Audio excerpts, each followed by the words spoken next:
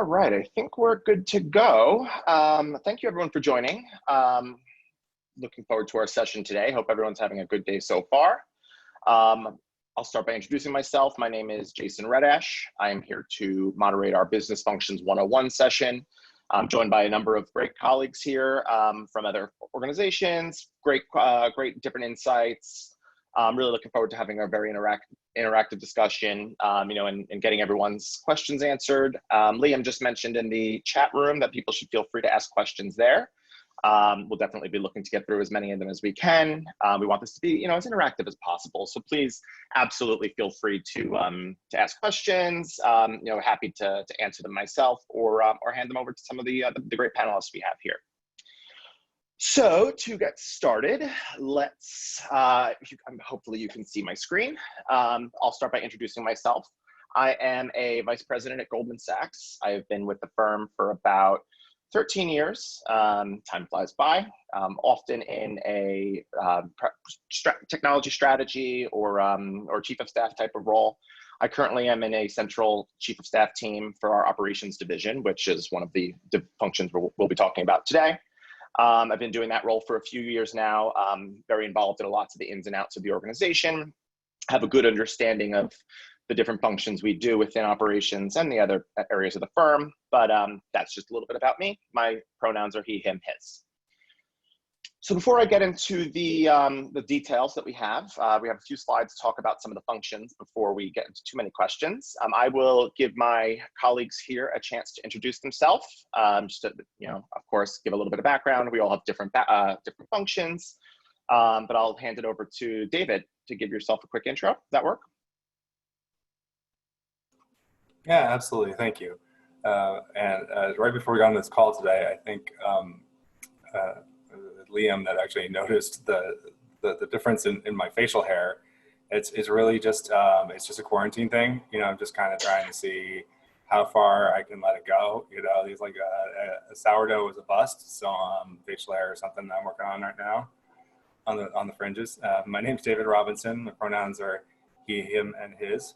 I work for the Macquarie Financial Group. It's a Sydney-based financial services, banking, commodities organization. About 15,000 people globally. I came recently to the organization. I'm in the tech ops, so the technical operations part of the business. The operations group at Macquarie is quite big. It actually accounts for about $1 billion in spending a year. And it runs the gamut, actually, everything from buildings, facility services, legal, HR. As you can imagine, technology ends up being a big part of every organization. And so I'm a part of that. Not to go too far back in my resume or go on too long, but I actually got my degree in acting from NYU many years ago. And I only mention that in the fact that, once I moved into the corporate world, and then actually I started in law firms, it was just basically saying yes to various opportunities or seeing an opportunity and then saying to somebody like, hey, this looks like something that I could do. And so through that, I've been able to move through different operational project management roles in law firms. Went to go work for software companies as sales engineers. And then actually in this very job that I have now, I was working with a customer and someone left and I said, hey, I really like this corporation and I really like this job and I really like these people. Do you think that you would consider me for the job? And thankfully they did. Coming to you from Brooklyn, New York. Live in an old chocolate factory. So that's kind of what some of this bric-a-brac that you see behind me. Hopefully there's still a scent of chocolate around there to keep things sweet, as they'd say. It would be, but after 6 months, I think that would turn on itself and get twisted. Yeah, fair point. Thank you, David. Jennifer, over to you. Thanks. Hi, everyone. My name is Jennifer Ibrahim. My pronouns are she, hers. She, her, hers. I am a director at BlackRock. I've been at BlackRock for 15 years. Just a little bit about background on what BlackRock is. It's an asset management and fintech firm. We manage over $1 trillion in assets. My background in the 15 years that I've been with the company has been our global investment operations area. And when I first started in 2005, it was as a part of the collateral management team. Cinefect ensuring that our portfolios were properly margined and exposures, particularly in the derivative space, were covered on a daily basis. So quite interesting when you kind of consider some of the events, particularly in 2008 with the financial crisis and with Lehman Brothers going down, got to really kind of see a lot. And from there, my career progressed more into more of like a project management role. So my current role is focused on establishing and delivering a technology strategy for our portfolio enablement services area. So what does that mean? That's going to be the function within our global investment operations area that is responsible for establishing trade readiness to enable our trading teams to actually execute on trades and then settle and transact. So that's just a little bit about me. I don't have quite as any fun stories as David does. And I'm coming to you live and direct from the office, actually. It's my second day back from work from home format, so. I'm sure that's a shock to the system to go back. I can't believe you're doing 2 days in a row. Yeah, more of a personal choice. Yeah, just living in Brooklyn, small space. I think I was ready for a change of scenery beyond the four walls of my apartment. So I'm the Lone Ranger, though, so definitely a personal choice. To come in. Yeah, I think that's a common story. Just got to get out of the apartment. I get it.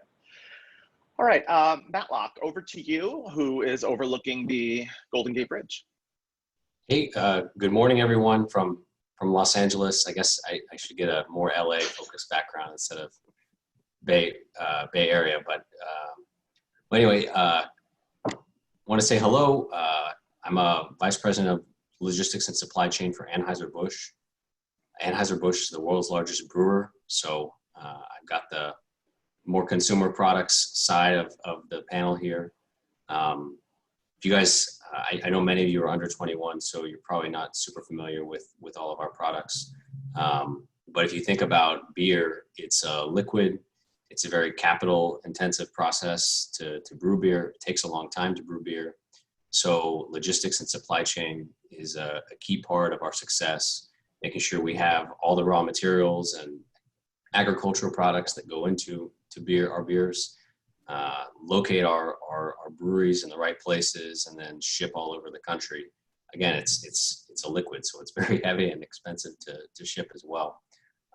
So all the planning and transportation and inventories and the cash flow impacts of all of that is a key part for our business success.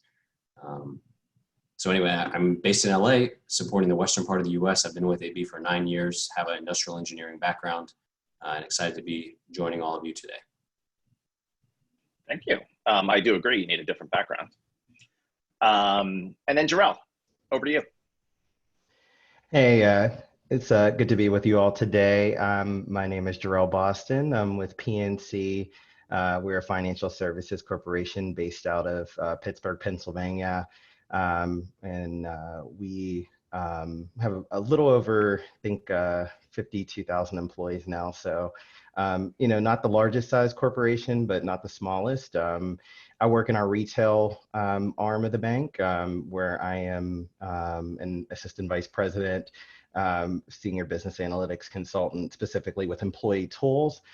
So I work on our application suite, all of our applications that are necessary to service our customers. From a retail perspective, whether that's our retail branch or our retail customer care center, more specifically our retail customer care center. And I'm on a technology and innovation team where we help to architect and design new solutions for our employees going forward, as well as our workforce management teams that keep our customer care center running on all cylinders. So really happy to be with you all today and appreciate letting me be a part of the session. Thank you. As everyone's been talking through their backgrounds a bit, it reminded me of one of the things that I've always appreciated about working in a non-revenue function at a financial institution, where everyone has such a diverse background. People have such different majors and work histories, and I've always found that really interesting as something that creates a very very unique dynamic where people are coming from so many different viewpoints and able to bring that, bring what their skill set is to the table and make something of it. That's something I've always really appreciated. So I will get into our agenda. We are going to talk about business functions. That's what this session is. We'll talk about what they are, typical roles that are included in business functions. You heard about a little bit about my role. You heard about the other 4 panelists' roles. I think, there's quite a range. So we are just going to talk through it, at a fairly quick pace. Won't be able to talk about every possible role, but there's, many opportunities that even I continue to find out about as my career progresses. And then we'll talk about applying for business functions roles. As I mentioned, what background you have, what you're interested in. Many things are applicable in ways that you wouldn't actually expect. I think that's something that I've seen, with many of my colleagues. Having a boss who was a history major and is now doing a job doing, something at a financial institution. It's surprising how you can connect those dots sometimes. And then, of course, we want to leave as much time as possible for Q&A. So again, I'll just talk through the slides with a reasonable pace, but again, happy to answer questions as we get to it. And my fellow panelists, please feel free to jump in as I start talking through it. What are financial institutions? It's quite a range, many different types. All 5 of us work at different places, very different jobs, very different functions.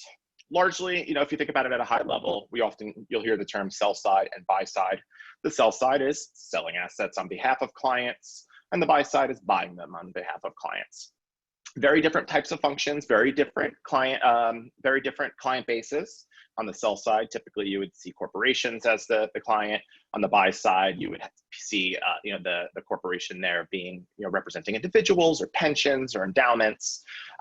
Very different and unique functions, but one thing that I would say across all of them is that there is this function, this wheelhouse behind things that actually makes the organization run.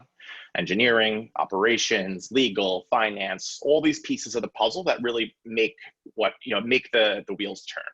I think a good example was talking about the beer, getting the beer from a brewery to a person's hand in a can or a bottle. There's a lot of things that have to happen. It's not just simply about executing a trade or making a purchase. Something actually has to happen behind it, and the infrastructure needs to be in place for that. So let's talk about what are business functions.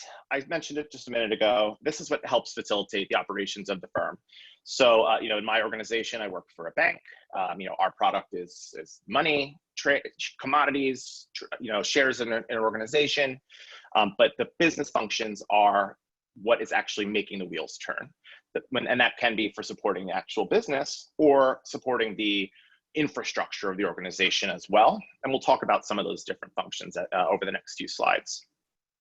Typically, not typically, always, these functions would work with the revenue producing divisions to help structure the product. If, in my example, if a trader and one of the trading desks is looking to do a new type of deal, a new product, they can't just go and do that. We need to work together to figure out how we can structure that. How can our applications and systems that are actually making things work manage through that new structure, or what has to happen there?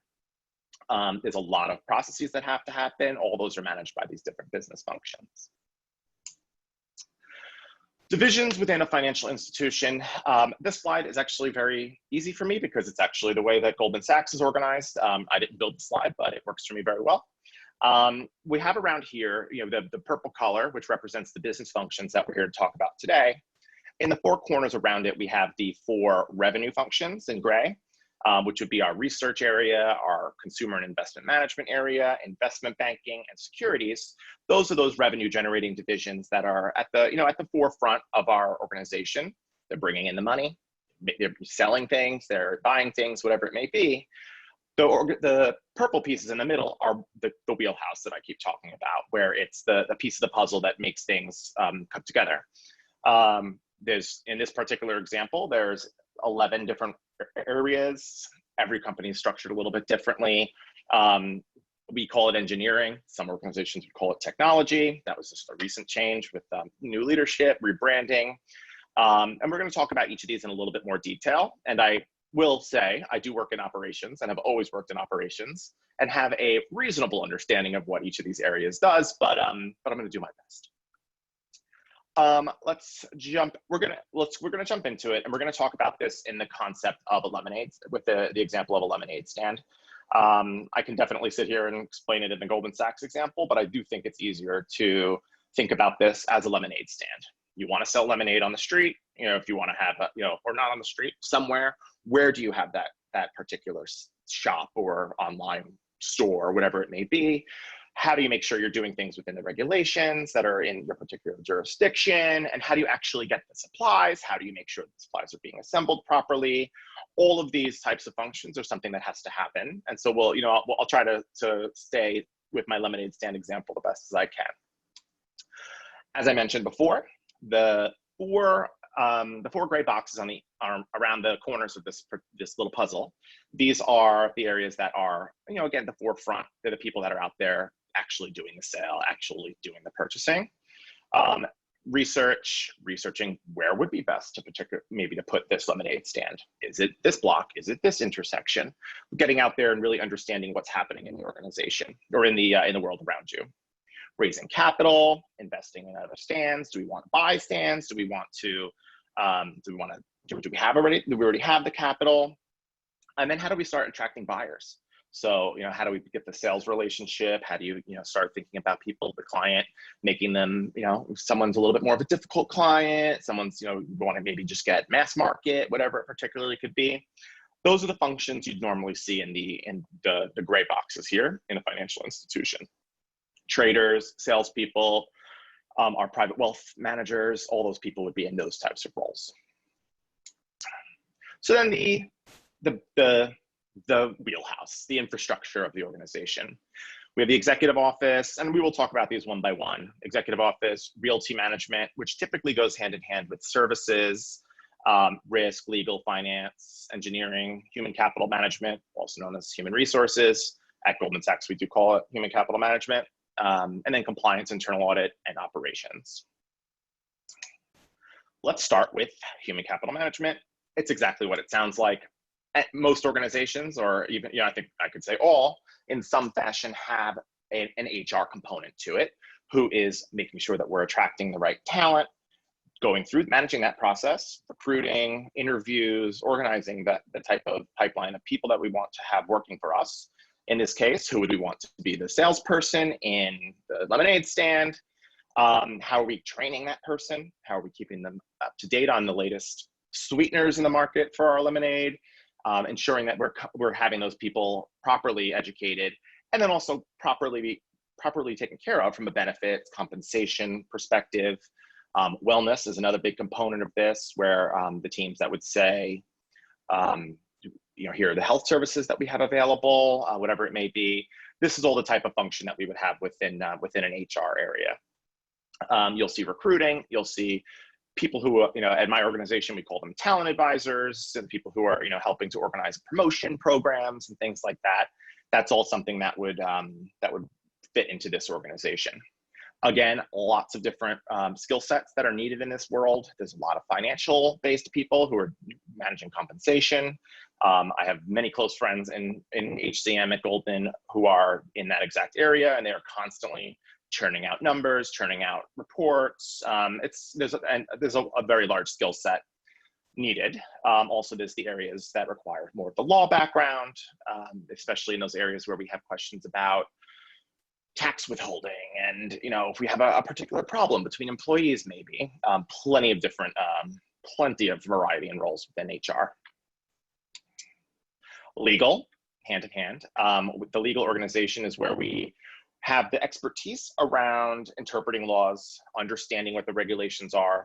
In financial services, that, as you can imagine, is a very interesting world. Lots of regulations, lots of rapidly changing regulations as political shifts happen. And this organization is really there to make sure that we are operating in a way that is following the laws and regulations as we interpret them. I think another good example is when we have potential changes in regulations that are coming down the pipe. These people are here to be able to say, we think this is what we need to start changing. Many of our organizations are very large. That's not an overnight type of thing. So these are the people that we would work with to help make sure that we are planning ahead, making sure that we are thinking about the regulations as they continue to change.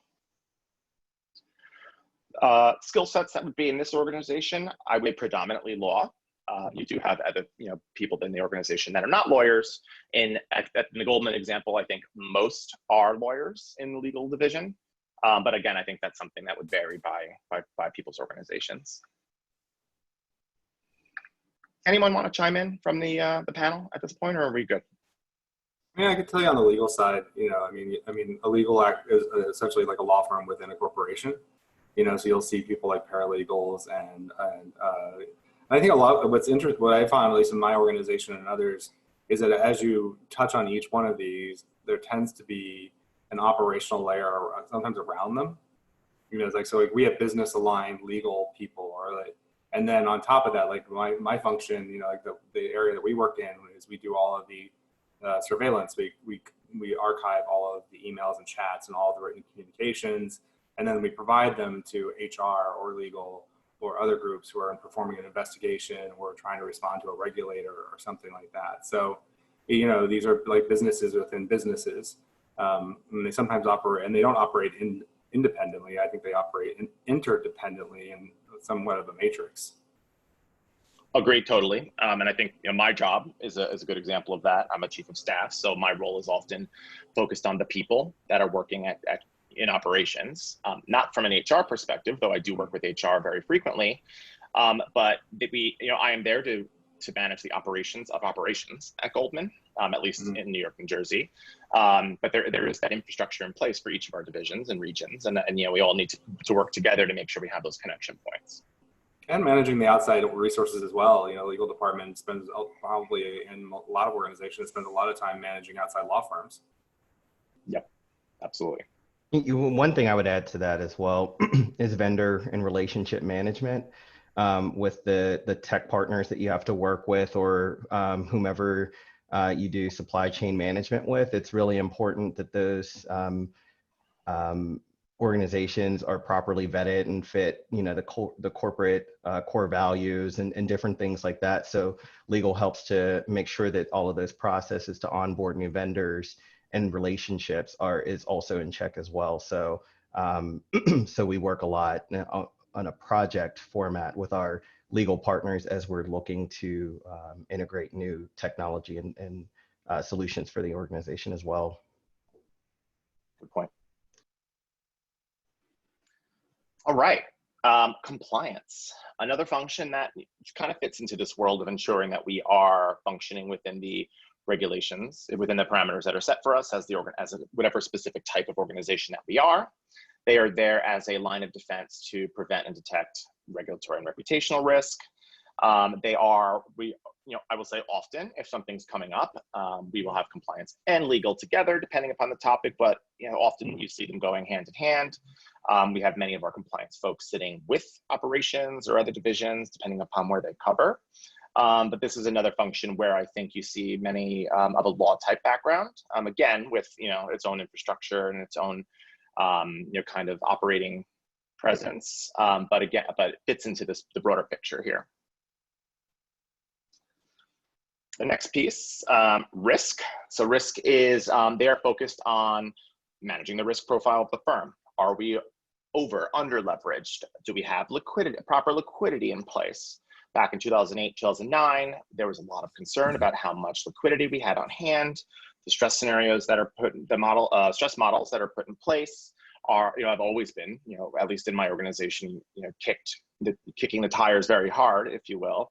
I think this is a really interesting area. There's a lot of work that happens. There's a lot of finance background in this organization, but they're there. This is a very critical. I mean, all the roles are very critical to the firm, but to a firm.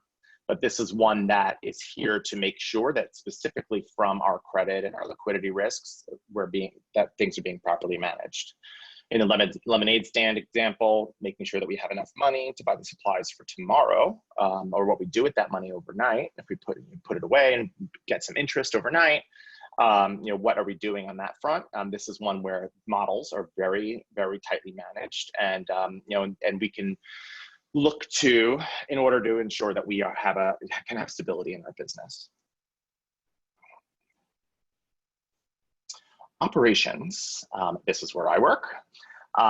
In my organization, there are 6,000 professionals in operations, all doing very different jobs.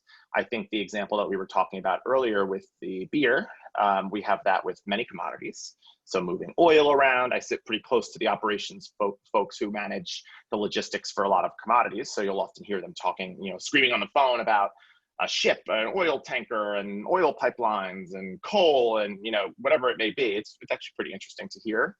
A very large variety of roles within operations, but these are the people who are here to make the trade go through. It goes many steps: settlement, confirmations, whatever it may be. Lots of different types of roles, and it's another very critical function to ensure that we are able to support our business, support our clients.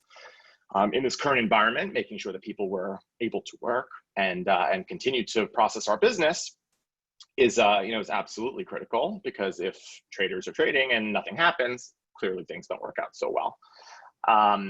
Very close partnership with engineering or technology in this organization, since the systems that are being used are constantly being iterated on. We've come a long ways from the days when an operations person would take a paper confirm and run down the street and hand it off. It's a much different world now, but that's because of that partnership with engineering to continue to iterate on top of our existing processes. And again, a large variety of roles. I have never been in a classic operations role where I am part of the trade processing. I've always been in a technology strategy type of role, and now a chief of staff role where it's more about the operations of operations.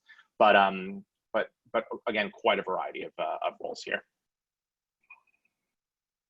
Engineering, like it sounds like, they are the technology side of things, maintaining and building and maintaining our firm systems. In many of our organizations, we have vendor systems, but we also have many systems that are built internally. So a lot of our trading platforms, our risk platforms, the models that risk would use, many pieces of technology happening, from making sure our desktop machines are working all the way to making sure our trades are being fed to the regulators and within the times that are expected of the firm. Lots of jobs in this area as well. Not everyone is coding. There's a lot of people who are doing strategy, people who are doing product management. I think, I've never, in my role as in technology strategy in operations, I've always worked very closely with those coding, but I couldn't read a line of code if I tried. But it was my job to work with those people to be able to help articulate what is actually needed for the users and be able to translate between those two different sides of things. Is this all, if you don't mind, is this also kind of where you're finding, the big piece of this being like security and cybersecurity and privacy? Let's talk about something that's just suddenly become like a cornerstone of the engineering and the technology world. Absolutely. And I will say engineering in my organization, and I would expect in everyone on the panel, is a very large part of our organization. I believe it is the largest division at Goldman Sachs, and I think there's a very good reason for that, because a lot of everything is dependent upon the technology, from making things work to protecting the firm. Moving along quickly here, I want to make sure we have enough time for questions. Realty management and services, these are the people who are managing our physical space. So our offices, what floors, what happens on those floors, what's the are the bathrooms working? There's quite a set of people in this organization who are making sure that we have proper security, proper crisis management. Right now, in this current environment, making sure that as people start to come back to the office, are they being properly distanced? Are we taking people's temperatures? Are we making social distancing? How do we deal with any of the building services? And then what happens as we continue? Do we need more space in one area or less space in one area, and going through all those different transactions? It's a pretty cool organization. I've always really enjoyed working with them. my job is often very focused on managing the space for operations. So I work with these people to manage moves. If I have people moving from one office to another floor, but also if there's, I don't know, a window cracks or something, it's always, they're the people you call. But again, a lot of different types of roles in there. Finance, this is somewhat similar to risk. They're measuring a lot of measurement happening in this organization, forecasting, projections, maintaining our books and records. Obviously, in financial institutions, that's incredibly important. We are held to very high standards as public companies, reporting things out quarterly. There's a lot of things that have to happen in this area. Finance is you'll see a lot of accounting people, people with finance backgrounds in that organization. And yeah, it's another critical piece of the puzzle. The executive office, that is where our senior leadership would be. They are managing relationships with governments, with big clients, with vendors, the CEOs, all those types of roles would be there. Again, large variety in roles. We have people there who are managing communications internally and externally, working with, as I mentioned, regulators, governments, environmental agencies. Typically the person who, a spokesperson for an organization would be here. This is the leadership of the organization, typically in the, the top floor of the building with the big windows and the nice armchairs, or not. But that's what would fit into this bucket, really that leadership arm of the organization. And then internal audit.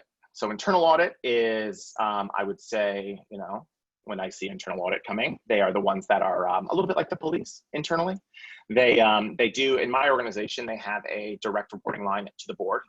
They're employees, just like the rest of us. They report to their leadership, but they also, they have a direct reporting line to the board to make sure that they're being an independent investigation arm, keeping an eye on what's happening, making sure that we are following the proper standards that are expected of us.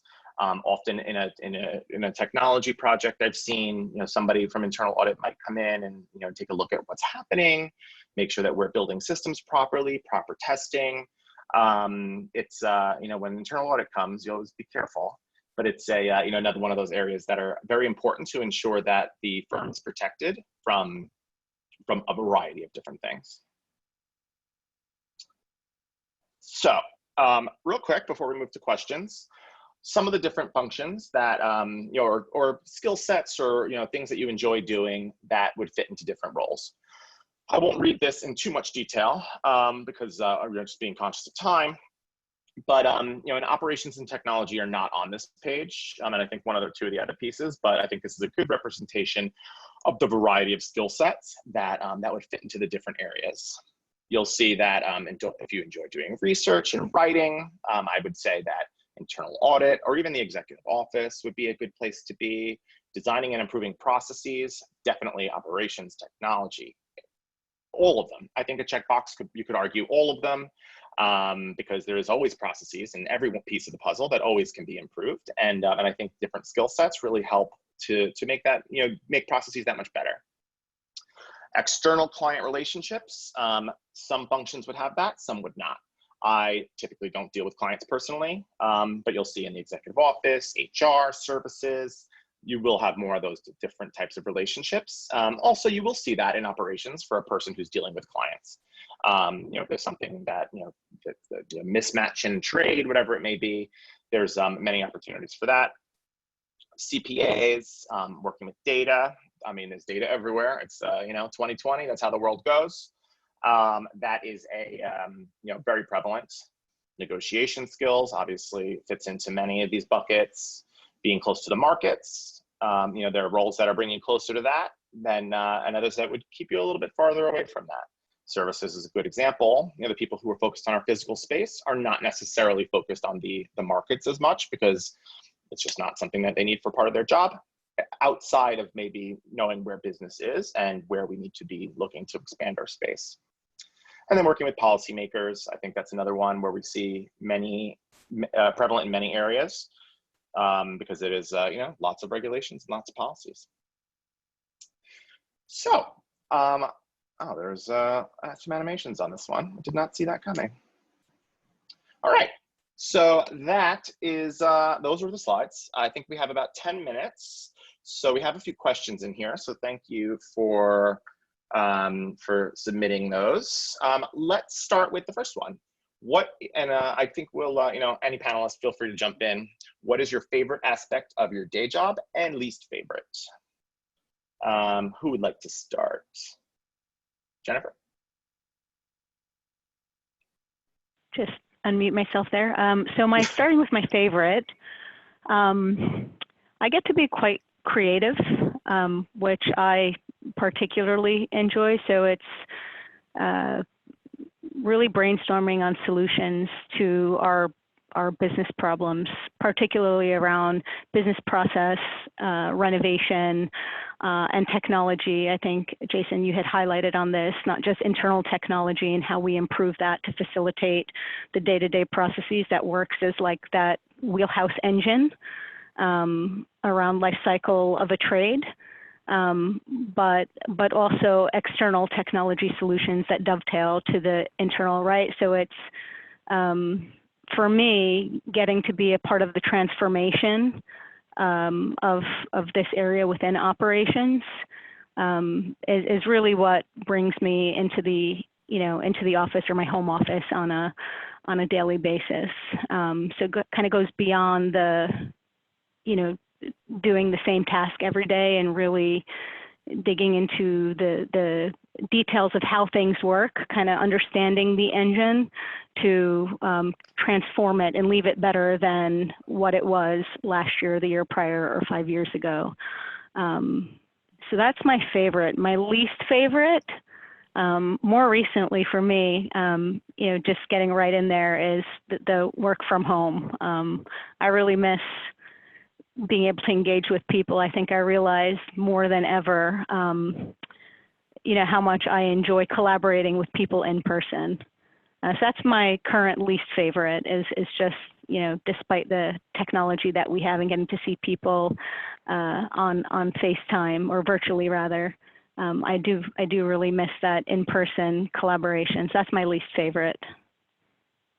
I definitely feel that one. That's a people person, and seeing them on the screen is not the same. As we all know, we're doing this panel virtually too. Yeah. Anybody else have any thoughts on that one they wanted to throw in there? Yeah, sure. Actually, I'm going to repeat something that I often do this. I'll pick up tidbits from people along the way. But somebody I once worked with said, we can do anything, but we can't do everything. And so that's often like the greatest joy and the greatest challenge of a given day, particularly in a corporation. Depending on your corporation, when I used to work at law firms, there was the fax room and there was a copy room and there was everything was very structured and everyone had a place and had a thing to do, and there was a bevy of services. At least in the company that I'm at, you have to be a bit more entrepreneurial, and so you got to sit down and you got to set your priorities for yourself, and some of those are coming from externally and some of those are your own, and just try to sort of reconcile yourself with what I can do and being able to try to create that structure. We use like an agile methodology, which is something that I've had to try to adapt to, which is this idea of, I'm going to try to accomplish this thing over the next 2 weeks. I'm going to break it down, and it's sometimes hard to hold yourself accountable to bite-sized pieces. Other than that, I would say that some corporations can have absolutely Byzantine processes that are like something out of like 1960s absurdist Eastern Bloc country play or something like that. And I don't get too bummed out about that. People can beat their heads against those walls. Just know that, if you got another form to fill out, or maybe you got to fill it out in triplicate, and maybe you got to fill it out twice, and maybe you got to see this thing. It's good to take the long-term view on things and not get frustrated along the way. That's a good point. We have another question from Rachel that I will ask for Matt Locke or Jarrell. Could you walk us through a day in the life of your role? So either of you want to take us through that? Sure. Well, right now it's a little different working from home for 5-6 months now. It's the whole world looks a little different.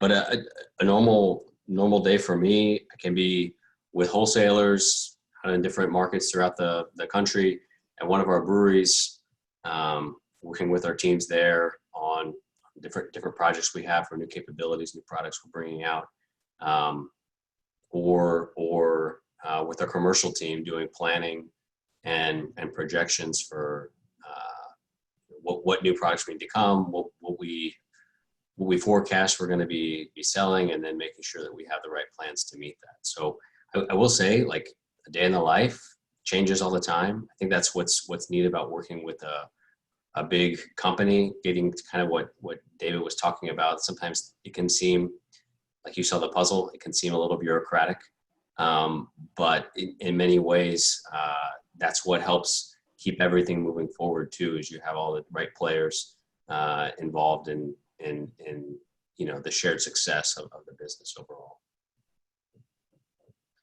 And I can share a little bit too. For me, my day, I tend to more recently, during the pandemic and having to work a little bit more independently, my days have become a little bit more in the weeds, so to speak. And as you can imagine, in banking, a lot has been upset when you think about payroll protection program, and when you think about stimulus and all the different things that we had to account for, to help people get their money and understand where their money was and how to access it without going to a retail branch.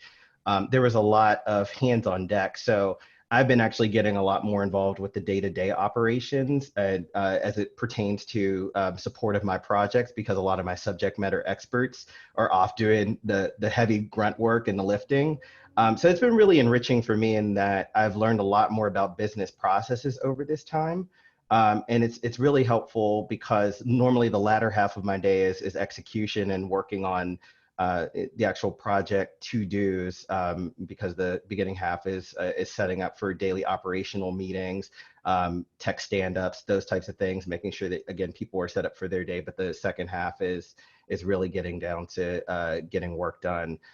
So being able to have access to those resources, maybe to consult, but also, getting their knowledge and being able to carry forth the projects that still need to move forward, so that, because what we're trying to do, a lot of it is, is automation, right? We're trying to help people's jobs and make make people's lives a little bit more enriched when they come to work, because they don't have to do 6 clicks to get to the thing that should take them 1 click to get to, right? But I have to understand what all those 6 clicks are, right? So we can make sure we account for every step in the process when we replicate it, because what we don't want to do is, put a solution in place that's automated that doesn't actually finish all of, the work that needs to be happening. And then now we have to create other workarounds. So that's what I would say is it's a lot of getting in there, understanding the business, but also trying to execute as quickly as possible. Like David said, with the agile methodology, you got to get that MVP out there, and you have to understand what your minimum viable product is, and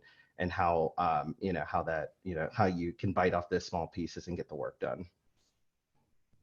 I think it's a great point. I'm conscious of time. We only have about half a minute left.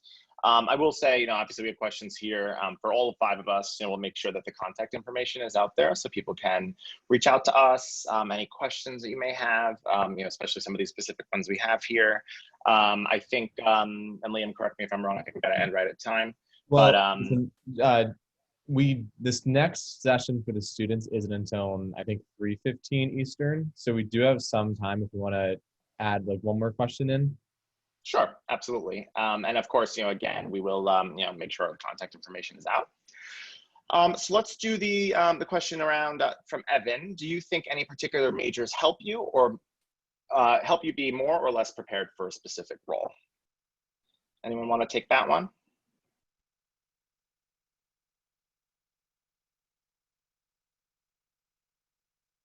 I think, David, any thoughts? I know you have thoughts. Yeah, well, I don't know. I mean, this is secondhand information. There's a friend of mine who works in a tech company, and he was actually saying that sometimes computer science degrees aren't actually as relevant because the technology is evolving so fast. So to be honest, I don't know if I'm any kind of expert on the field. I think you can come, I guess my story is that I came at this whole thing, expecting to go in one direction in my life, and then went in a different direction in my life and found other things. So for me, it's been more about what I've done along the way. It's looking at picking up a class, getting the PMP was really valuable. There's a lot of stuff out there that has to do with privacy and security. Probably more or less, keep your ear to the ground, keep yourself curious, have a lot of acuity, and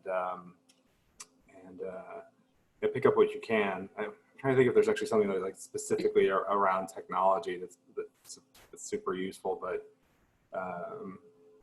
I'd add. Yeah. Oh, go ahead. No, go ahead. I say make sure you're studying something that gets you excited and is going to demonstrate how you can be passionate about something, because I work with people in marketing who have physics background. I have an engineering background, and I don't do any engineering. But if you study something in school that gets you excited and helps you demonstrate what you can bring to any group, that's gonna make companies want to hire you. We'll teach you what you need to know for the most part about what you need to do at your job. Yeah.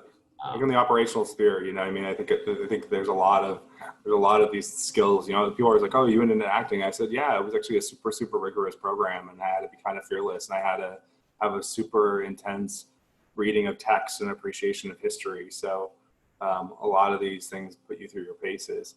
I don't know. Engineering seems like a good thing. You can solve problems.